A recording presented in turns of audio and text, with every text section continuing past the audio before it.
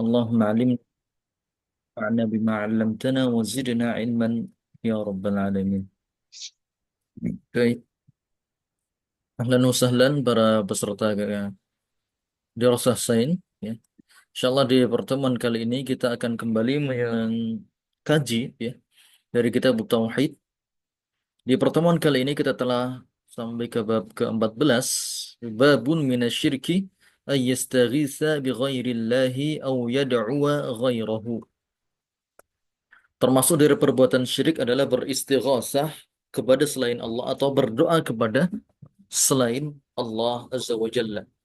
Istighasah yaitu berdoa meminta pertolongan. Istighasah artinya kita tuliskan di sini ya, berdoa meminta pertolongan. Berdoa meminta pertolongan untuk diangkat musibah yang menimpa dirinya. Ya. Berdoa meminta pertolongan untuk diangkat musibah yang menimpa dirinya. Ya. Seperti misalnya ketika seorang sedang sakit, maka dia berdoa kepada Allah, beristighosah kepada Allah untuk diangkat penyakitnya. Atau contoh lain ketika seorang sedang terkena musibah, ya mungkin ada bencana alam di daerahnya, entah itu kekeringan, entah itu banjir, ataupun bencana-bencana lain. Ya. Maka dia berdoa kepada Allah Azza wa Jalla supaya diangkat musibah yang menimpa daerahnya. Supaya yang kekeringan segera mendapatkan hujan, atau supaya yang daerahnya banjir segera surut, ya. Atau mungkin yang daerahnya sedang dalam kondisi perang, mungkin supaya segera berdamai dan lain semacamnya. Itu namanya istighosah. Perbedaan istighosah dengan doa-doa yang lain ya. Kalau dalam bahasa Arab ada namanya doa, maka ini untuk meminta sesuatu yang diinginkan, dan ini umum ya. Perbedaan antara doa dan istighosah. Doa adalah meminta sesuatu yang diinginkan, dan ini sifatnya umum.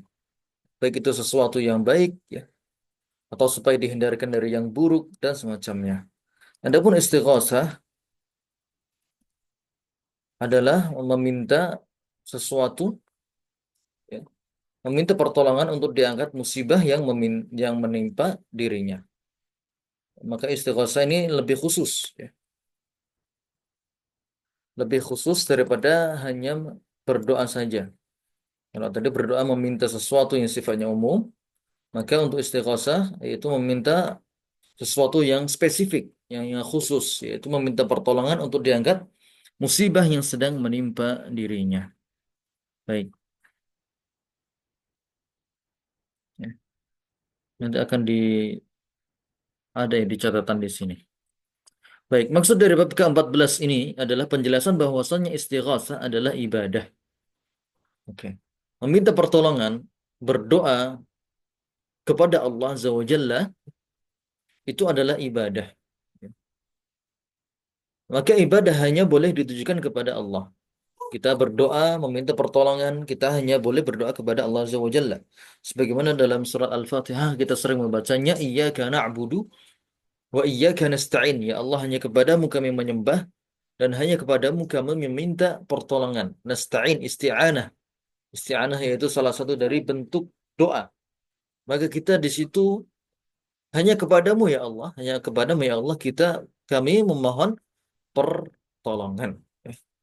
Karena ibadah, doa, isti'anah, isti'adzah, istighatsah, tawakal, kemudian khauf, roja, dan seterusnya, itu semuanya merupakan bentuk-bentuk ibadah yang hanya boleh ditujukan untuk Allah SWT. Maka ketika istighatsah ditujukan kepada selain Allah, atau seorang berdoa kepada selain Allah, maka dia telah melakukan kesyirik akbar. Ya. Ketika dia tidak lagi berdoa kepada Allah, namun berdoa kepada ya, misalnya kepada jin ya, atau kepada penunggu pohon, atau kepada penguasa ya, jin penguasa lautan atau jin penguasa gunung dan semacamnya, maka otomatis ya Secara jelas di sini dia telah melakukan perbuatan syirik akbar. Kemudian di sini disebutkan tentang definisi istighosah, yaitu thalabul ghaus, meminta tolong untuk diangkat musibah yang menimpanya. Ya, inilah definisi istighosah, meminta tolong untuk diangkat musibah yang menimpanya.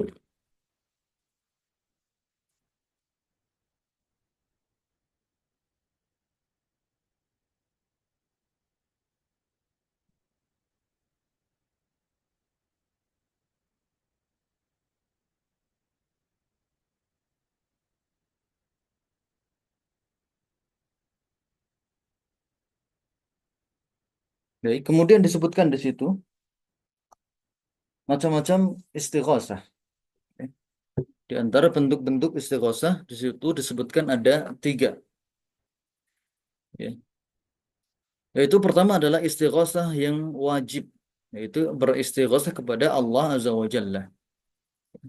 Istighosah yang wajib adalah ketika seorang istighosah meminta tolong kepada Allah Azza wa Jalla. Inilah kewajiban setiap muslim, ya. Dia tidaklah meminta dalam hal-hal yang tidak bisa dilakukan oleh makhluk kecuali kepada Allah Azza wa Jalla, ya. Seperti tadi menghilangkan kekeringan, mengangkat musibah, menyembuhkan orang yang sakit, itu semuanya hanya bisa dilakukan oleh Allah Azza wa Jalla. Maka seorang muslim wajib memintanya hanya kepada Allah Azza wa Jalla. Kemudian jenis yang kedua adalah istighosah yang diharamkan, yaitu ketika seorang beristighosah kepada selain Allah dalam hal yang tidak ada yang mampu kecuali Allah, seperti istighosah kepada orang yang telah meninggal atau kepada orang yang gaib untuk mendapatkan manfaat atau mengangkat musibah. Ya, contohnya ketika seorang yang sedang hujan deras, ya, atau banjir, kemudian dia datang ke dukun, atau kepada pawang hujan, kemudian istighosah, dia meminta kepada pawang ini supaya diangkat, ya, banjir tersebut. Ya.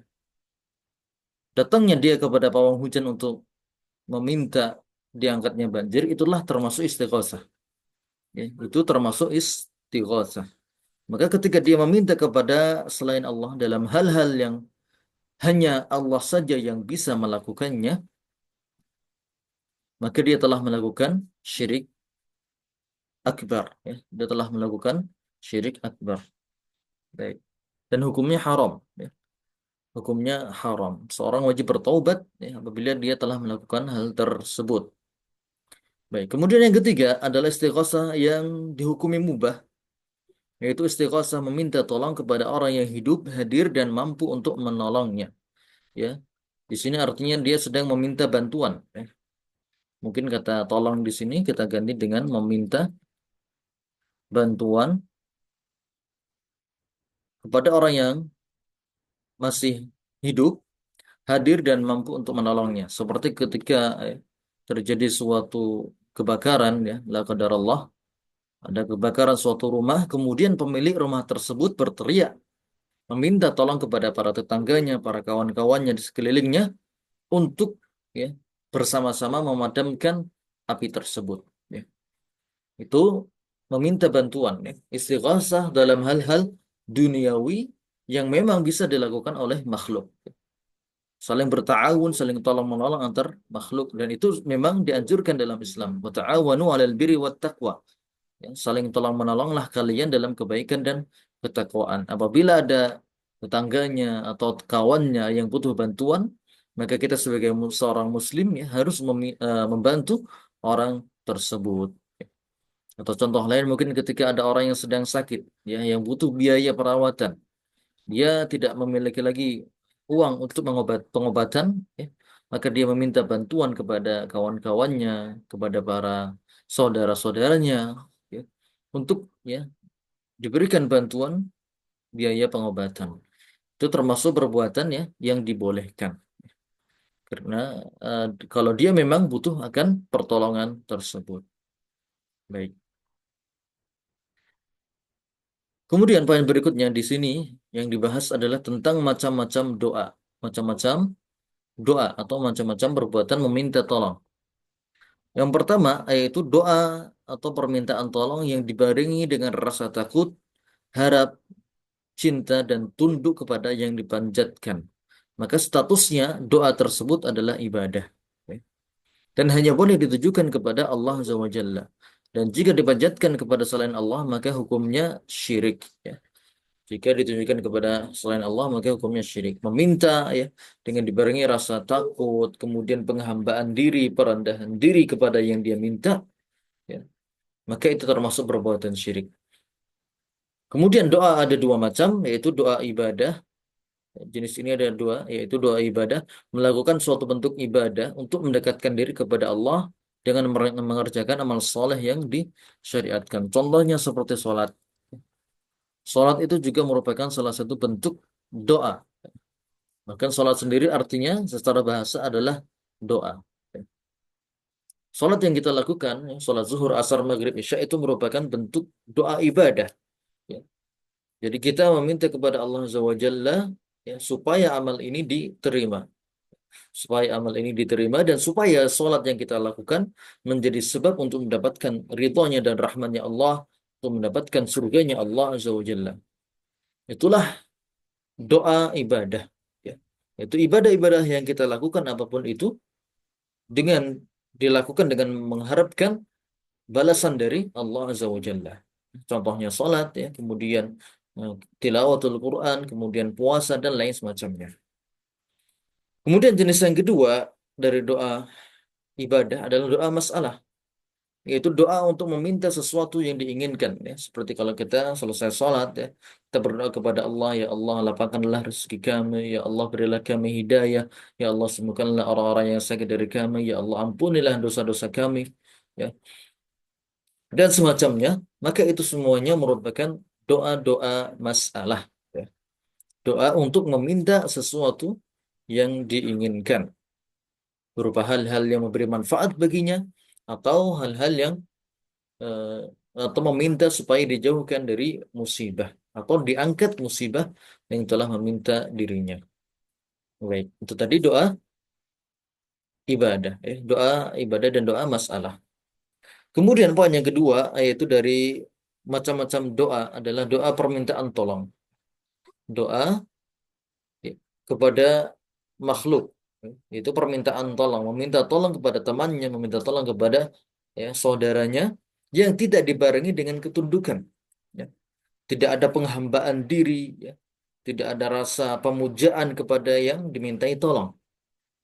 Maka ini hukumnya mubah, seperti meminta tolong kepada tukang dan ahli bangunan untuk membangun rumah, atau minta kepada orang ya untuk membersihkan ya, kebun-kebunnya gitu dan semacamnya. Maka permintaan seperti ini, permintaan tolong ini hukumnya mubah, hukumnya mubah. Ya, karena kita meminta tolong kepada orang lain ya, tidaklah dibarengi dengan penghambaan diri kepada yang kita mintai pertolongan tersebut. Oke. Kemudian poin berikutnya yaitu perbedaan antara doa dan istighosah. Istighosah adalah meminta tolong supaya diangkat musibah yang menimpa dirinya.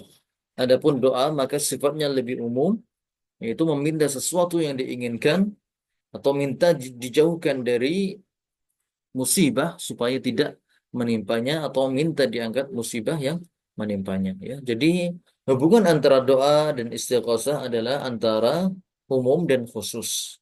Doa itu sifatnya umum ya, kita meminta banyak sekali hal ya. Namun istighosah ini adalah sebutan khusus untuk doa minta diangkat musibah. Istighosah adalah sebutan khusus yang meminta tolong supaya diangkat musibah yang menimpa dirinya. Maka istighosah termasuk salah satu dari bagian doa. Ya. Istighosah termasuk salah satu dari bentuk-bentuk doa. Oke, baik. Maka kemudian kita masuk ke dalil-dalil yang dibawakan oleh muallif. Yang pertama adalah firman Allah Azza wa Jalla dalam Al-Quran surat Yunus ayat 106 hingga 107.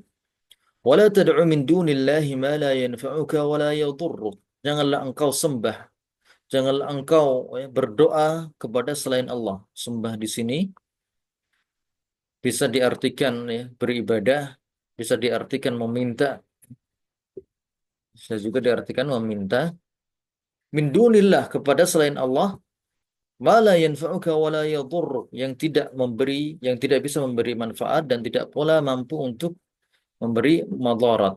Fa in fa'alta fa innaka idzan minadh dhalimin.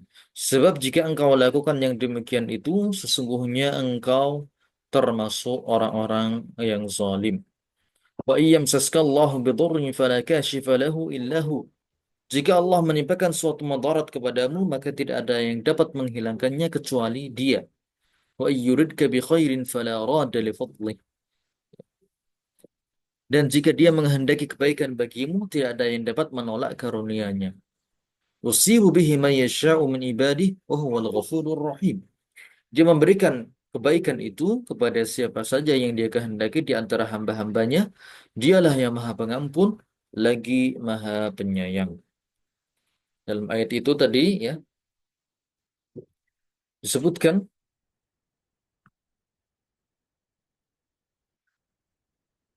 ada dua poin penting dalam dua ayat ini, yaitu pertama adalah firman Allah, "Wala tad'u min dunillah." Janganlah engkau berdoa, janganlah engkau menyembah kepada selain Allah. Maka ayat ini merupakan larangan, ya. Larangan tegas dari Allah Azza wa Jalla. Ayat ini merupakan larangan. Dan larangan menunjukkan keharaman. Dan yang dilarang adalah suatu jenis ibadah, yaitu doa dan istighatsah. Dan ibadah hanya boleh ditujukan kepada Allah Azza wa Jalla. Jika ditujukan kepada selain Allah, maka hukumnya syirik ya. Baik, kemudian poin yang kedua yaitu pada lafaz fa in fa'alta eh, fa innaka idzan minadh dhalimin ya. Fa in fa'alta fa innaka idzan minadh dhalimin. Kalau engkau melakukan hal tersebut, yaitu engkau berdoa kepada selain Allah, maka engkau termasuk orang-orang yang zalim. Jika engkau meminta kepada selain Allah, berdoa kepada selain Allah dalam hal-hal yang hanya Allah saja yang mampu, maka engkau telah melakukan perbuatan zalim, yaitu perbuatan syirik. Zalim di sini artinya perbuatan kesyirikan. Karena syirik merupakan kezaliman yang besar, sebagaimana Allah Azza wa Jalla berfirman dalam surat Luqman, "Inna syirka la zulmun azim." Sesungguhnya kesyirikan merupakan kezaliman yang besar. Ya. Jadi kata zalim di sini maksudnya adalah syirik. Ya. Fa in fa'alta fa innaka idzan minadh dhalimin. Kalau engkau berdoa kepada selain Allah, maka engkau termasuk orang-orang yang berbuat syirik. Ya. Baik. Kemudian kita masuk ke dalil yang kedua.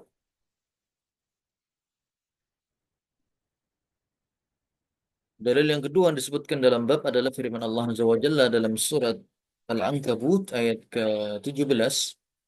Innama ta'buduna min dunillahi awthana wa takhluquna ifkan. Sesungguhnya apa yang kamu sembah selain Allah itu hanyalah berhala-berhala dan kamu membuat kebohongan. Innal ladzina ta'buduna min dunillahi la yamlikuna lakum rizqa fabtaghu 'indallahi rizqa wa'buduhu washkuru lah. Sesungguhnya apa yang kamu sembah selain Allah tidak mampu memberikan rezeki kepadamu, maka mintalah rezeki dari sisi Allah, sembahlah Dia dan bersyukurlah kepadanya. Hanya kepadanya lah kamu akan dikembalikan. Ya, dalam ayat tersebut Allah katakan, eh, "Fabtaghu indallahi rizqa wa'buduhu washkuru lah." Mintalah rezeki dari sisi Allah, sembahlah Dia. Ya. Fabtaghu indallahi rizqa wa'buduhu, sembahlah Dia. Ya, kita diperintahkan hanya menyembah kepada Allah dan salah satu bentuk sesembahan, salah satu bentuk peribadatan adalah doa. Ya. Salah satu bentuk peribadatan atau penghambaan diri adalah doa. Maka apa saja doa yang ditujukan kepada selain Allah, maka itu termasuk perbuatan syirik. Ya. Karena doa adalah hak khusus bagi Allah Azza wa Jalla. Doa adalah ibadah dan ibadah adalah hak khusus bagi Allah Azza wa Jalla. Baik. Kemudian di sini ada faedah tentang macam-macam rezeki. Pertama ada rezeki yang bersifat umum. Ya. Rezeki yang bersifat umum ya seperti makanan, minuman, ya.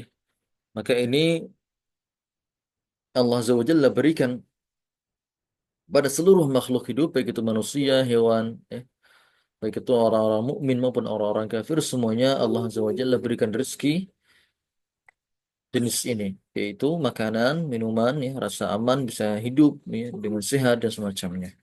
Kemudian ada rezeki jenis yang kedua, yaitu rezeki yang khusus, yaitu berupa iman dan takwa, berupa iman dan takwa, dan juga taufik untuk melakukan amal soleh. Maka ini merupakan rezeki khusus yang Allah Azza wa Jalla hanya berikan kepada hamba-hambanya yang Allah Azza wa Jalla cintai. Maka ketika ya, kita menyadari bahwasanya Allah Azza wa Jalla memberikan rezeki jenis ini, ya, Allah Azza wa Jalla memberikan kita keimanan, ketakwaan, taufik untuk belajar, ya, taufik untuk melakukan amal soleh, maka hendaknya kita semakin bersyukur kepada Allah Azza wa Jalla atas nikmat tersebut. Ya. Dan bersyukur ada tiga tingkatan. Yang pertama, bersyukur dengan lisan, memuji Allah dan mengucapkan Alhamdulillah. Kemudian juga dengan hati mengakui bahwasannya nikmat tersebut berasal dari Allah Azza wa Jalla. Dan kemudian yang ketiga, melakukan konsekuensi dari rasa syukur tersebut, yaitu menggunakan nikmat-nikmat yang dia dapatkan untuk ketaatan kepada Allah Azza wa Jalla. Kemudian dalil yang ketiga yang disebutkan dalam bab adalah firman Allah Azza wa Jalla dalam surat Al-Ahqaf ayat 5 sampai 6. "Wa man adallu mimman yad'u min dunillahi man la yastajibu lahu ila yaumil qiyamah wa hum an du'aihim ghafilun." Siapakah yang lebih sesat daripada orang-orang yang menyembah selain Allah berupa sesembahan-sesembahan yang tidak dapat mengabulkan doa-doanya sampai hari kiamat, dan mereka lalai dari memperhatikan doa mereka. Artinya berhala-berhala tersebut ya tidak bisa mendengar ya, doa-doa mereka. Wa idza husyiran nasu kanu lahum a'da'a wa kanu bi ibadatihim kafirin. Apabila manusia dikumpulkan pada hari kiamat, mereka sesembahan itu menjadi musuh-musuh mereka dan mereka mengingkari pemujaan-pemujaan yang dahulu mereka lakukan kepadanya. Dalam ayat tersebut Allah Azza wa Jalla katakan, "Wa man adallu?" Siapakah yang lebih sesat dari seorang yang menyembah, berdoa kepada selain Allah Azza wa Jalla? Ya. Artinya tidak ada yang lebih sesat daripada orang tersebut. Dia adalah orang yang paling tersesat dikarenakan dia berdoa kepada selain Allah. Dan kesesatan orang yang paling sesat adalah melakukan syirik. Maka siapa saja yang berdoa kepada selain Allah dan beristighosah kepada selain Allah, maka dia telah tersesat, ya, telah terjatuh ke dalam perbuatan kesyirikan. Baik. Ini banyak sekali dalil-dalil ya yang menunjukkan akan pentingnya hal ini, ya. Pentingnya berdoa hanya kepada Allah Azza wa Jalla, meminta kepada Allah Azza wa Jalla. Tidak boleh kita berdoa atau meminta tolong atau meminta diangkat musibah istighosah ya, kepada selain Allah Azza wa Jalla.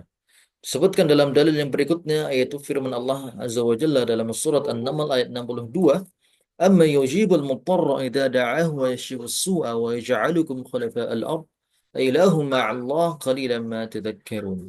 Apakah yang kamu sekutukan itu lebih baik ataukah zat yang mengabulkan doa orang yang berada dalam kesulitan apabila dia berdoa kepadanya, menghilangkan kesusahan dan menjadikan kamu manusia sebagai khalifah di bumi, ya. Ilahum ma'allah, adakah Tuhan lain bersama Allah? Sedikit sekali nikmat yang kamu ingat. Ya. Allah katakan di sini, ya. Amma yujibul mudtarra idza da'ahu wa yashifus su'a wa yaj'alukum khulafa'al ard. Ya. Apakah ya berhala-berhala yang kamu sekutukan itu lebih baik ya, daripada Allah? Ataukah Allah yang lebih baik, yaitu Allah zat yang bisa mengabulkan doa-doa orang yang berada dalam kesulitan apabila dia berdoa kepadanya? Tentu saja Allah Azza wa Jalla adalah zat yang maha kuasa, yang maha mampu untuk mengabulkan doa-doa orang yang berdoa kepadanya. Adapun berhala-berhala itu, ya maka mereka adalah benda mati, makhluk yang lemah, yang tidak mampu untuk memberikan manfaat ataupun menolak mudarat. Tidak ada yang mampu untuk menghilangkan kesulitan atau mengangkat musibah kecuali Allah. Maka jika doa dan istighosah ditujukan kepada selain Allah, maka dia telah terjatuh ke dalam perbuatan syirik akbar. Baik. Kemudian dalil yang kelima yang disebutkan dalam bab adalah hadis dari Ubadah bin Samit radhiyallahu anhu, annahu kana fi zamanin Nabi sallallahu alaihi wasallam munafikun yu'dil mu'minin. Ya. Ada di zaman Rasulullah ada satu orang munafik yang selalu menyakiti orang-orang mukmin, yang selalu menghina amalan-amalan orang-orang mukmin. Orang yang bersedekah dengan segenggam kurma, mereka ejek. Kenapa kamu bersedekah dengan segenggam kurma? Apa manfaatnya? Kurma cuma segenggam saja. Itu buat satu orang saja kadang kurang. Ya.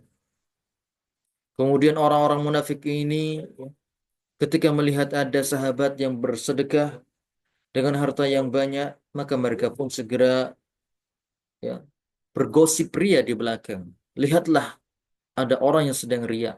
Maksudnya di sini ada Abu Bakar ataupun Utsman bin Affan ataupun Abdurrahman bin Auf. Ya. Jadi orang-orang munafik ini memang suka sekali menggembosi semangat juang kaum muslimin. Ketika ada sahabat yang bersedekah dengan harta yang banyak, mereka katakan, oh ini nih orang yang ria, orang yang ingin mendapatkan pujian manusia.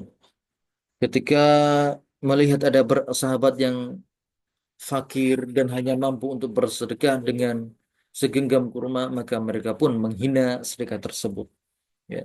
Mereka katakan ini sedekah yang tidak bernilai, ya. Sedekah yang tidak berguna, dan semacamnya.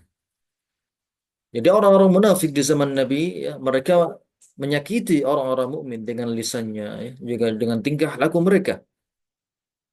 Faqala ba'dhum, maka sebagian para sahabat berkata kepada sebagian yang lain, "Kumu bina nastaghiitsu bi Rasulillahi min hadzal munafik."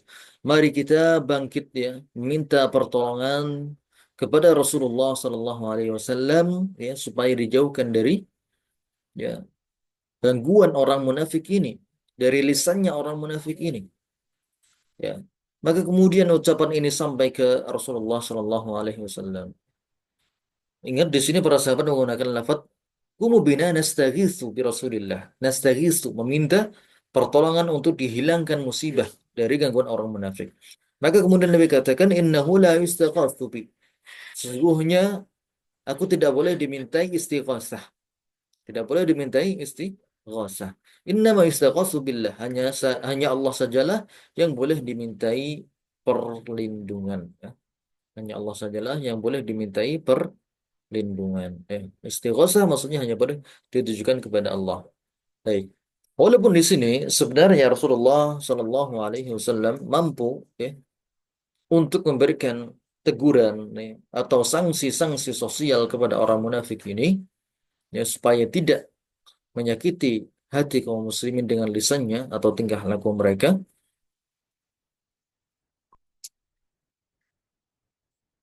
Namun hmm, Rasulullah Shallallahu Alaihi Wasallam ya, mengajarkan adab kepada orang-orang mukmin ini ya supaya tidak eh, ya menggunakan lafaz istighatsah ini untuk makhluk dan hanya menggunakannya untuk Allah Azza wa Jalla. Kalau istighatsah ya katakanlah nastaghitsu billah. Kita beristighatsah kepada Allah Azza wa Jalla dan jangan menggunakan kata nastaghitsu bi Rasulillah. Istighatsah dengan Rasulullah. Karena itu nanti ya bisa menjadi penyebab kesyirikan atau menjadi pintu-pintu kesyirikan. Baik, itu tadi bab ke-14 ya. Bab ke-14 dari Kitab Tauhid yaitu haramnya istighosah kepada selain Allah. Baik, sekarang kita akan masuk ke bab ke-15 yang mudah-mudahan waktunya cukup karena di sini hanya tersisa 10 menit. Bab ke-15, bab qaulillahi azza wa jalla ayusyrikuna ma la yakhluqu syai'an wa hum yukhlaqun wa la yastati'una lahum nasra. Itu di sini Syekh Muhammad bin Abdul Wahab tidak memberikan judul yang tegas tentang bab ke-15 ini. Beliau langsung membawakan firman Allah Azza wa Jalla. Ya. Apakah mereka mempersekutukan Allah dengan sesuatu berhala yang tidak dapat menciptakan sesuatu apapun? Baik. Maka para ulama membawakan pengertian atau inti, ya, inti dari bab ke-15 ini yaitu tentang batilnya sesembahan-sesembahan selain Allah. Baik, kita kasih poin inti ya. Poin inti dari bab ke-15 adalah penjelasan akan bukti lemahnya makhluk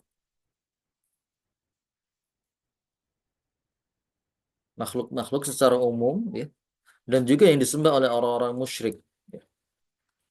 Yang mana hal tersebut menunjukkan bahwa mereka tidak berhak untuk disembah. Itulah inti dari bab ke-15 ini. Ya. Akan dijelaskan di sini ayat-ayat dan juga hadis yang menjelaskan tentang betapa lemahnya makhluk-makhluk. Ya, baik itu yang disembah oleh orang-orang musyrik ya, atau yang disembah oleh orang-orang Nasrani dari Nabi Isa dan semacamnya. Ya. Makhluk apapun itu, baik itu jin, manusia ataupun malaikat, semuanya lemah. Ya. Semuanya memiliki kelemahan. Maka sesuatu yang lemah atau makhluk yang lemah, maka dia tidak berhak untuk disembah. Sesuatu yang lemah tidak berhak untuk menjadi Tuhan. Ya. Sesuatu yang memiliki kekurangan tidak berhak untuk menjadi Tuhan. Karena Tuhan haruslah sesuatu yang maha kuasa, ya, yang maha perkasa, yang tidak ada kelemahannya sama sekali. Maka apabila ada kelemahan, ya, maka dia tidak berhak untuk menjadi Tuhan. Ya. Maka di sini disebutkan kelemahan-kelemahan makhluk. Baik. Maksud dari bab ke-15 ini, ya, penjelasan akan bukti wajibnya mentauhidkan Allah. Ya, dan bukti tersebut adalah kemahakuasaan Allah Sang Pencipta dan juga lemahnya makhluk. Dalil yang pertama disebutkan adalah firman Allah Azza wa Jalla, "Ayusyrikuna ma la yakhluqu syai'an wa hum yukhlaqun, wa la yastati'una lahum nasran wa la anfusahum yansurun." Apakah mereka mempersekutukan Allah dengan sesuatu berhala yang tidak menciptakan sesuatu apapun? Ya, ini sifat pertama. Berhala yang disembah oleh orang-orang musyrikin, ya, berhala tersebut tidak mampu untuk menciptakan. Ya, karena itu benda mati tidak bergerak, bahkan lebih lagi dia tidak mampu untuk menciptakan apapun. Wahum yukhlaqun. Kemudian poin kedua, berhala yang disembah itu adalah makhluk, ya, hasil ciptaan. Ya. Hasil ciptaan tentu saja penuh dengan kekurangan, tidak seperti penciptanya. Ya, hasil ciptaan maka dia bukanlah khalik ya.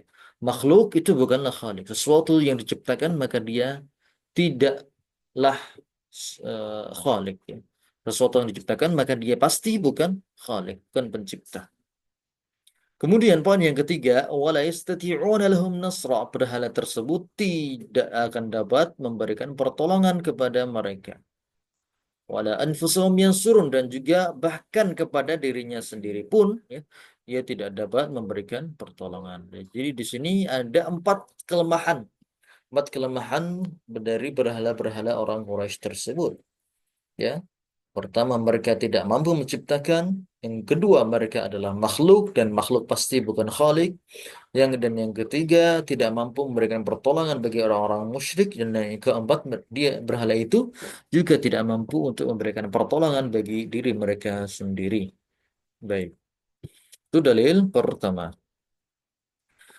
Kemudian dalil yang kedua adalah firman Allah Azza wa Jalla, yulijul laila fin nahari wa yulijul nahara fil laili wa sakhkhara syamsa wal qamar kullu yajri li ajalin musamma. Dzalikum Allahu rabbukum lahul mulk walladzina tad'una min dunihi ma yamlikuna min qitmir. Ini poinnya di sini ya.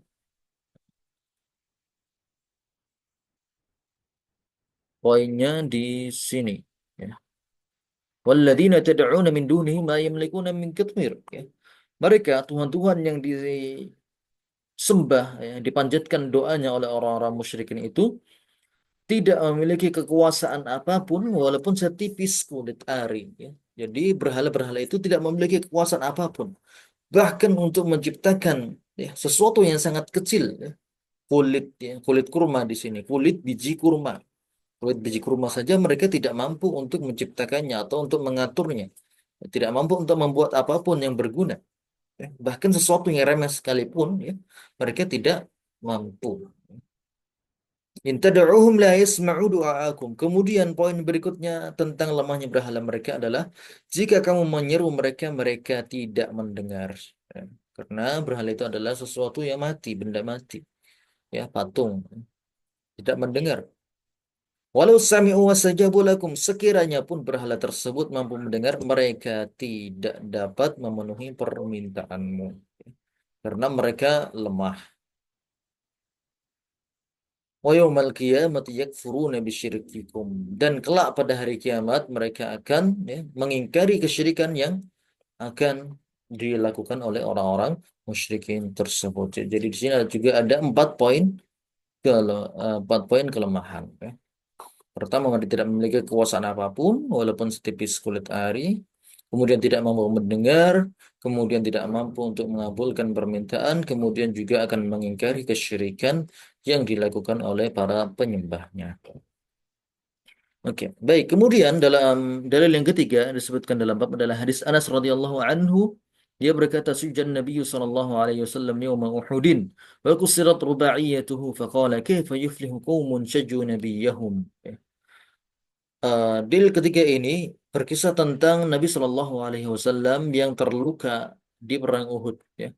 Kepalanya berdarah, bocor, ya. Kemudian gigi gerahamnya juga pecah.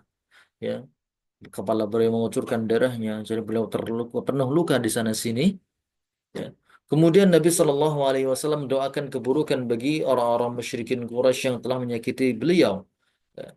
Nabi mengatakan, "Kaifa yuflihu qaumun syajju nabiyyahum?" Bagaimana akan beruntung suatu kaum yang melukai nabinya? Maksudnya Nabi mendoakan mereka supaya orang-orang yang telah berani menyakiti beliau tidak akan mendapatkan keberuntungan sama sekali. Beliau mendoakan semoga mereka semuanya masuk ke dalam neraka. Ya. Maka kemudian Allah Azza wa Jalla menurunkan firman-Nya, "Laisa laka minal amri syai'un." Wahai Muhammad, kamu tidak memiliki hak apapun bagimu dalam urusan mereka. Tentang nasib mereka di akhirat, kelak itu bukan urusanmu. Ya, artinya Nabi Shallallahu Alaihi Wasallam tidak bisa menentukan akhir kehidupan seseorang. Bahkan seorang Nabi pun tidak mampu untuk menentukan apakah dia di neraka atau tidak. Nabi hanya diberikan informasi dari Allah. Jadi dia tidak bisa menentukan atas kehendaknya sendiri. Ini juga menunjukkan akan lemahnya Nabi. Ya. Kemudian ketika Nabi Shallallahu Alaihi Wasallam itu lemah, maka menunjukkan bahwasanya Nabi tidak berhak untuk diibadahi. Dan ini merupakan bantahan bagi orang-orang yang menuhankan Nabi Shallallahu Alaihi Wasallam, mengatakan Nabi memiliki sifat-sifat ketuhanan. Wallahu taala a'lamu bissawab. Insyaallah nanti kita akan bahas di pertemuan berikutnya. Ya.